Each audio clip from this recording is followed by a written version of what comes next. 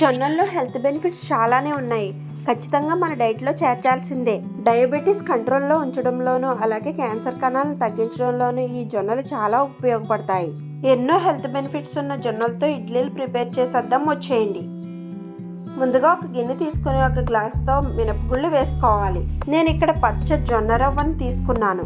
ఒక గ్లాస్ మినపగుళ్ళకి 2 గ్లాసులు జొన్న రవ్వను తీసుకోవాలి. మనం ఇడ్లీ రవ్వను 1:2 రేషియోలో తీసుకుంటున్నాం కదా, అదే విధంగా జొన్న రవ్వను తీసుకోవాలి. ఈ మినపగుళ్ళను రవ్వను 1-2 సార్లు నీళ్లతో బాగా కడిగేసి ఈ రెండిట్లో మళ్ళీ నీళ్లు పోసి కనీసం 6 గంటల పాటు నానబెట్టుకోవాలి. ఇలా 6 గంటల తర్వాత పప్పు అలాగే రవ్వ బాగా నాని ఉంటుంది. ముందుగా మినపగుళ్ళను గ్రైండర్లో వేసేసి కొద్దిగా వాటర్ యాడ్ చేసుకుంటూ ఇడ్లీ పిండి మాదిరిలో చాలా మెత్తగా రుబ్బుకోవాలి. చూసారు కదా, కన్సిస్టెన్సీ ఇలా ఈ విధంగా ఉండాలి. ఇప్పుడు ఈ జొన్న రవ్వలో ఉన్న నీళ్లు బాగా పిండేసి మనం రుబ్బుకుంటున్న పిండిలో వేసేసేయాలి. మొత్తం జొన్న రవ్వ నీళ్లు లేకుండా పిండేసి పిండిలో వేసేసేయాలి. ఇంకో 6-7 నిమిషాల పాటు పిండి అలాగే రవ్వను బాగా గ్రైండ్ చేసుకోవాలి. ఇలా రుబ్బుకున్న పిండిని వేరొక గిన్నెలోకి తీసేసుకోవాలి. ఇలా రుబ్బి పెట్టుకున్న పిండిని మూత పెట్టేసి కనీసం 6-7 గంటల పాటు పులవనివ్వాలి.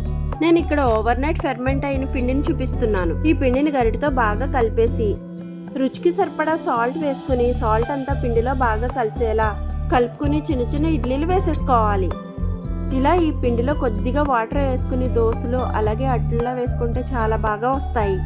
ముందుగా స్టవ్ వెలిగించి ఇడ్లీ పాత్ర పెట్టి 1 గ్లాస్ నీళ్లు వేసి నీళ్లు బాగా మరిగిన తర్వాత ఈ స్టాండ్ని సెట్ చేసి మూత పెట్టి 10 నిమిషాల పాటు ఉడికించుకోవాలి. అంతేనండి, ఈ జొన్న ఇడ్లీలు అయితే రెడీ. బాగా వేడిగా ఉన్నప్పుడు తీసుకుంటే ఇడ్లీలు అంటుకుపోతాయి. కొద్దిగా చల్లారిన తర్వాత తీసుకుంటే అంటుకోకుండా చాలా పర్ఫెక్ట్గా వస్తాయి. టమాటా చట్నీ కానీ పల్లి చట్నీతో కాంబినేషన్ చేసుకుని తింటే ఇడ్లీలు అయితే చాలా బాగుంటాయి. వారానికి ఒక్కసారైనా ఇలా జొన్నలతో ప్రిపేర్ చేసుకుని తింటే మన హెల్త్కి చాలా మంచిది. వీడియో నచ్చితే లైక్ చేయండి. Thank you for watching.